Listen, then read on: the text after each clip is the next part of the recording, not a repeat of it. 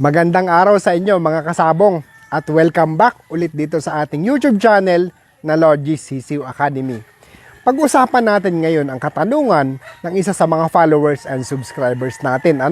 So ang sabi niya, dapat po bang isabay ko ang lahat ng mga manok ko kapag magbabakuna ako ng mga sisiw? So napakagandang katanungan yan dahil karamihan sa atin, ang alam natin, posibleng ang bakuna ang magdala ng sakit, ng virus. Kasi ang bakuna, siya ang virus sa binibigay natin sa mga manok natin. So pag hindi bakunado ang iba, baka mahawa or madamay. So eto dito sa Logis Sisiw Academy Farm, ang ginagawa natin every 6 months, nagbabakuna tayo ng lasota sa lahat ng mga stocks natin, sa lahat ng manok natin, lasota. Bukod doon sa mandatory natin na pagbabakuna sa mga sisiw hanggang 30 days old. So may vaccination program tayo na hiwalay para sa mga sisiw.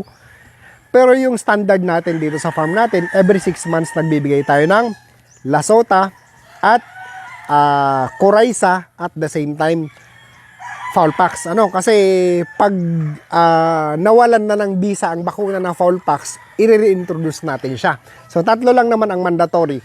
So actually ang iba, sa ibang farm, ang advice ng mga veterinarian is every 3 months, quarterly. And okay lang naman yun. So ako, might pwedeng gawin ko rin yun sa mga susunod. So depende sa challenge sa area nyo, depende sa nai-encounter nyong sakit. Pero kung kada bakuna nyo, isasabay nyo ang mga alaga nyo, mga manok, hindi naman advisable kasi nakakapagod. Nakakapagod lang din naman. So at least kahit na twice a year or every quarter, pwede na yon. And yung tatlong bakuna lang ang sinasabi ko, yung lasota, yung coryza, and then yung Foulpox. So, nagkakabulutong pa rin kasi ang mga manok, lalo yung mga bagong harvest, nagkakabulutong pa rin yan. Kaya tayo, nag-i-introduce pa rin tayo ng Foulpox vaccine. Ngayon, yung B1B1, hindi mo naman kailangang i-booster shot yan. Kasi booster shot ang tawag natin sa pagbibigay ng bakuna aside from the introduction ng basic vaccines nila. So, nagbo-booster shot tayo. So, yung mga lasota, yung mga coryza, pwede naman yun. Na provided nga na every 3 months or every 6 months. Pag bakunado na kayo ng ganon, okay na wag nyo silang isama.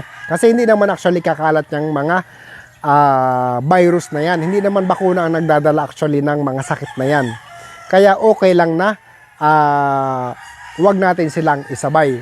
Yung ibang mga klase ng bakuna like B1B1, wala rin namang epekto pag binooster shot mo yan. Kasi yan ang weaker version ng lasota. So, sayang lang ng pagod ng mga tao nyo, sayang lang din ang pagod nyo. So, yun lang guys. Maraming salamat sa inyong lahat.